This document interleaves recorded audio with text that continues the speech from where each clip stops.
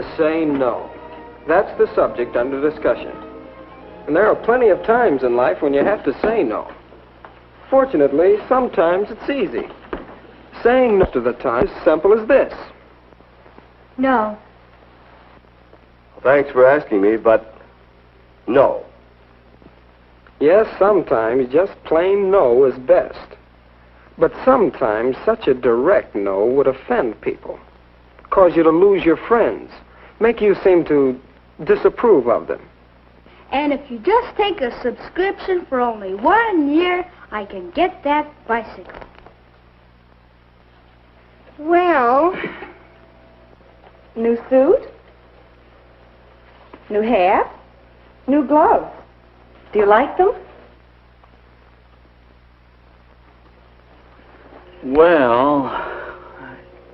Well, we're through with that guy.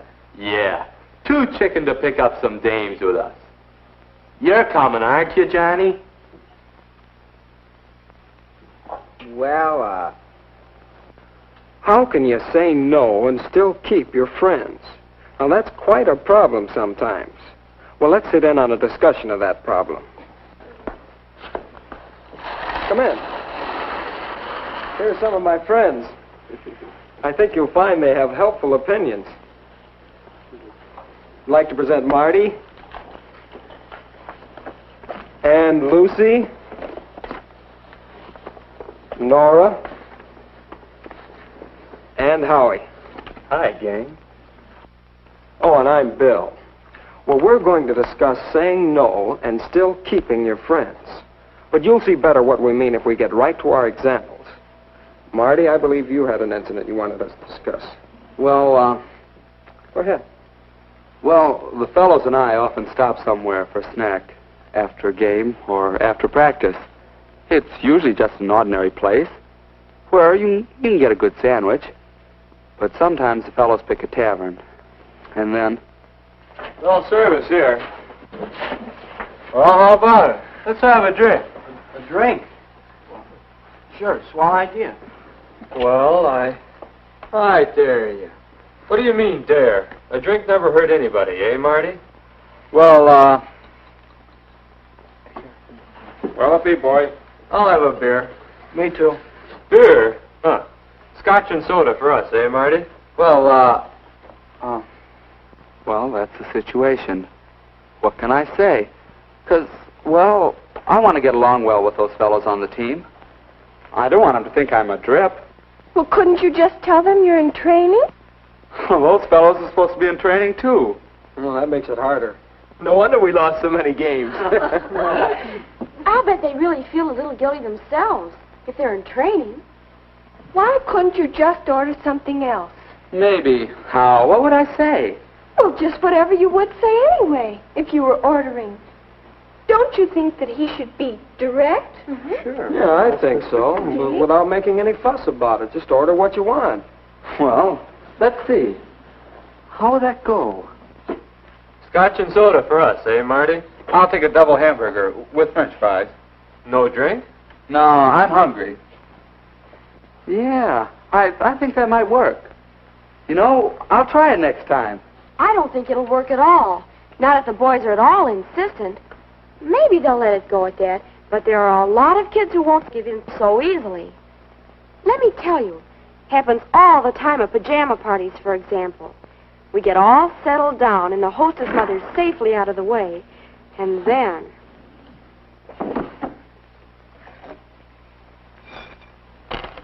Boy, I'm dying for a smoke. How about you girls? Mary? Well, thanks. Nora? No, thanks. I've got some gum somewhere. Light?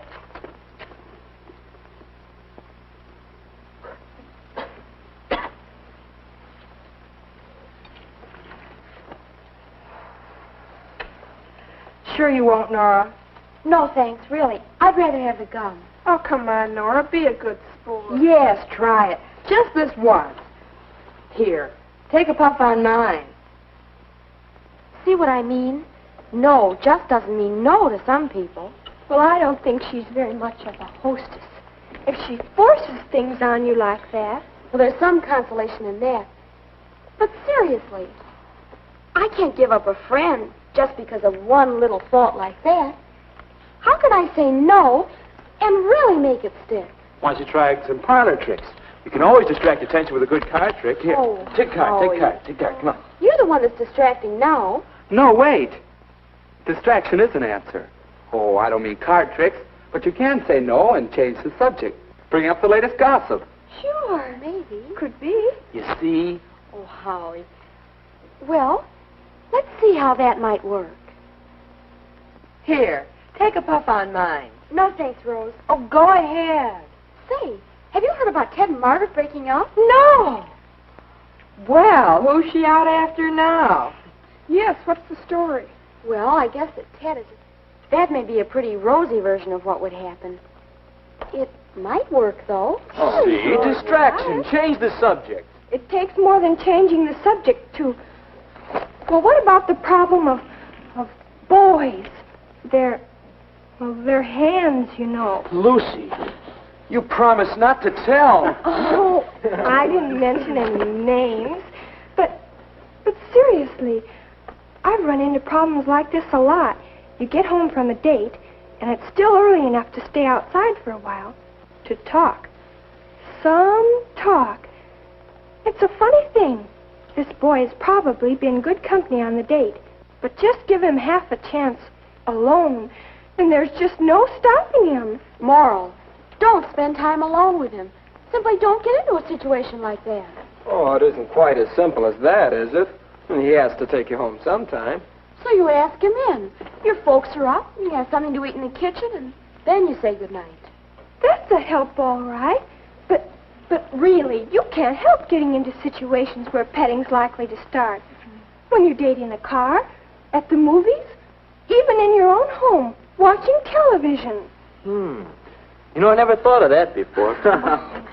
Well, why don't we take some cases, starting with yours, Lucy, and show just how you can say no.